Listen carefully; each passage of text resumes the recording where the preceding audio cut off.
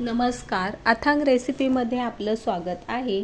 आज आपण बनवणार आहोत बाजरीचे खमंग थालीपीठ। चला तर रेसिपीला सुरुवात करूया। बाजरीचं खमंग असं थालीपीठ आपण बनवणार आहोत। त्यासाठी साहित्य इथे घेतलेलं आहे 4-5 हिरव्या मिरच्या, अद्रक, 1 चमचा जिरे, 3 चमचे शेंगदाणे भाजून साल काढलेले, 7 ते 8 लसूण पाकळ्या, 1 चमचा धनापूड, चवीपुरतं मीठ। आता ह्याचं आपण वाटण बनवणार आहोत। तर इथे मिक्सरच्या भांड्यामध्ये सर्वात प्रथम अद्रक टाकूया, हिरव्या मिरच्या, लसूण, जिरा, शेंगदाणे, धनापूड आणि चवीपुरतं मीठ। तर पाणी न घालता जरा जाडसरच वाटण बनवून घ्यायचं आहे। तर अजिबात पाणी न घालता जाडसरच ठेचा टाईप असं वाटण बनवून घेतलेलं आहे। तर आता बाजरीचं खमंग थालीपीठ बनवण्यासाठीचं साहित्य पाहूया। भाज्यांमध्ये इथे मी कोथिंबीर आणि कांद्याची पात घेतलेली आहे, 1.5 वाटी बाजरीचं पीठ, अर्धी वाटी तांदळाचं पीठ, कडक होऊ नये म्हणून इथे अर्धी वाटी गव्हाचं पीठ घेतलेलं आहे। त्याचबरोबर 2 कांदे मी एकदम बारीक कापून सुट्टे करून घेतलेले आहे, अर्धी वाटी बेसन पीठ, थालीपीठाला खमंगपणा येण्यासाठी बेसन पीठ वापरलेलं आहे, 2 चमचे पांढरे तीळ, 1 चमचा ओवा, पाव चमचा हळद आणि 2 चमचे तेल इथे मी घेतले। इथे मी एक बाउल घेतलेला आहे, त्या बाउलमध्ये सर्वात आधी बाजरीचं पीठ टाकून घेऊया, बेसन पीठ, गव्हाचं पीठ, तांदळाचं पीठ। आता भाज्या टाकून घेऊ, कांदा, कोथिंबीर, कांद्याची पातही यात टाकून घेऊया।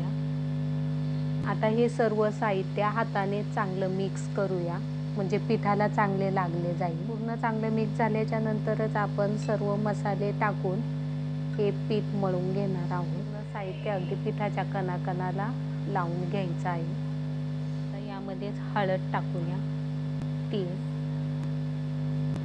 तेल आणि ओवा हातावरती क्रश करून घ्यायचा आहे, म्हणजे त्याचा फ्लेवर चांगला होतो।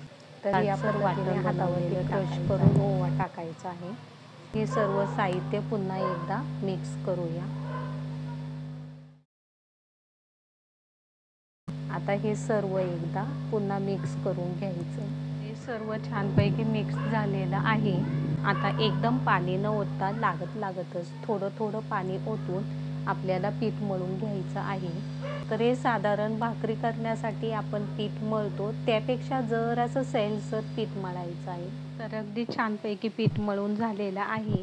पीठ हाताला चिटकू नये म्हणून तेल लावायचं आहे। हे पीठ जास्त वेळ भिजत न ठेवता लगेचच आपण थालीपीठ बनवायला घेऊया। आता इथे मी एक पळपट घेतलेला आहे, यावरती ओला करून पिळलेला रुमाल आपल्याला टाकून घ्यायचा आहे। आता या ओला केलेल्या रुमालावरती आपल्याला पाणी शिंपडायचं आहे आणि हात पाण्याने ओला करायचा आहे सुरुवातीला, त्यानंतरच मग पीठ घ्यायचं।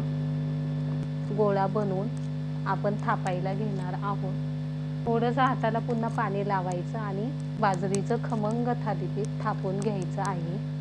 तर थंडीमध्ये अशी खमंग गरम गरम थालीपीठ दह्याबरोबर किंवा कढी व चटणीबरोबरही छान लागतात। तर या पद्धतीने थोडासा दाब देत थापून घ्यायचं आहे। छानपैकी थालीपीठ थापून झालेलं आहे। आता मध्ये आपल्याला एक होल्स करून घेऊया आणि साईडनी 4 होल्स करायचे आहे। गरम तव्यावरती हे थालीपीठ टाकून घेऊया। मीडियम गॅसवरती तवा चांगला गरम केलेला आहे। आता तेल लावून घेऊया।